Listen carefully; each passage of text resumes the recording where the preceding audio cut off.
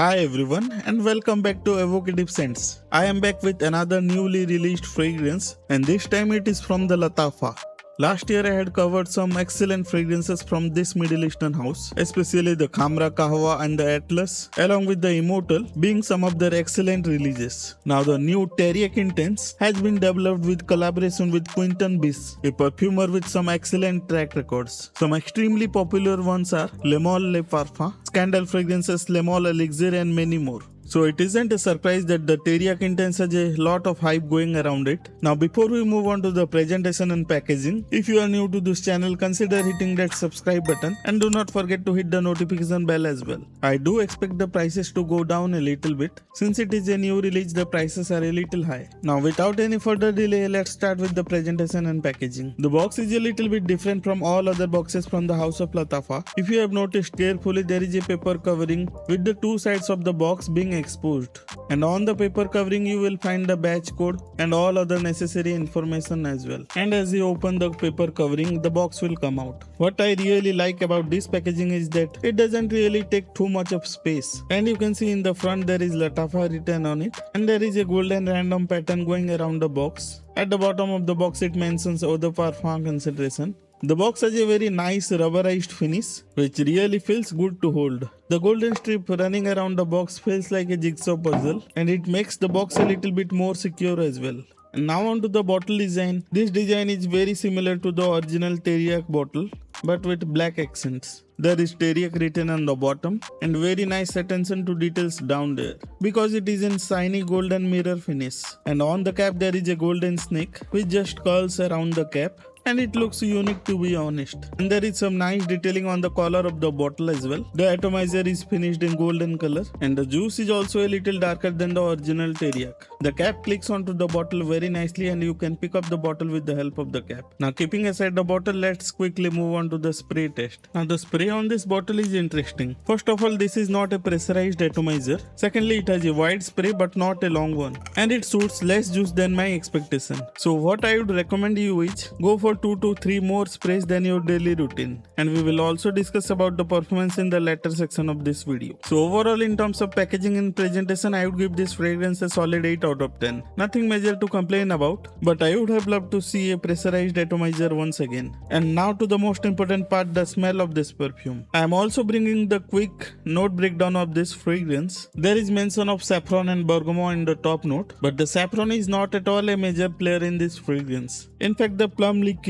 and the cinnamon, which are present in the heart notes, are the major player in this fragrance. And you all know what other fragrances have the boozy accord and the cinnamon as their major player in the fragrances. And if you had thought of Kilian's Angel's Hair, you were absolutely right. Don't get me wrong, this is not a clone fragrance, but it certainly does share the same space. At the first sniff, I thought that this is just another fragrance, just like the Royal Blend, Lattafa Khamrah, Zimaya Sharaf blend, and a lot more fragrances from the Paris corner which are inspired by the Kilian's Angel's Hair. But you can absolutely spot the differences when you spray them side by side. This one is a lot darker with lot more spicy elements. It is extremely well blended. There was absolutely no alcohol blast from the day one. They have also toned down the sweetness as well. If you were expecting any fresh plum accord, then it might disappoint you. You would better go with something like Lattafa Vintage Radio. In this fragrance, the plum note is very rich, has lot of depth and lot more darker as well.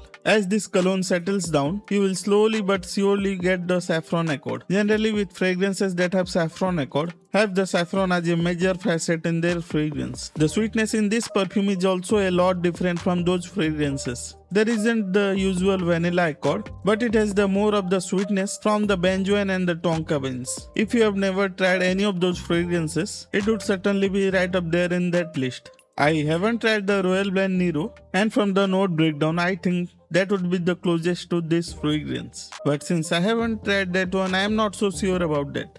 This cologne absolutely screams winter. It is certainly not one for the summer days. If I have to sum up this fragrance in a few words, I would say this is sort of a boozy, spicy, apple pie kind of sweet fragrance. It is not the most unique kind of DNA out there, but one of the most likable one for sure. For this beautiful smell, I would give this fragrance a solid 8.5 out of 10. This is a perfectly unisex fragrance, and since this is a sweet perfume, it is more suited for evening wear. Excellent option for date situation and parties. The scent profile is such that its application in cooler weather is more appropriate, as it can be very cloying in hot weather. For the versatility, I would give this fragrance a solid 7 out of 10. Excellent date fragrance, good for clubbing and casual events, extremely comforting in fall and winter. I think that score is just right. And now on to the performance section of this fragrance. It is an interesting one here. I find the longevity to be very good, but the projection after 1.5 hours is a little bit soft. The people who will be closer to you will certainly get whiffs of it even after 1.5 hours.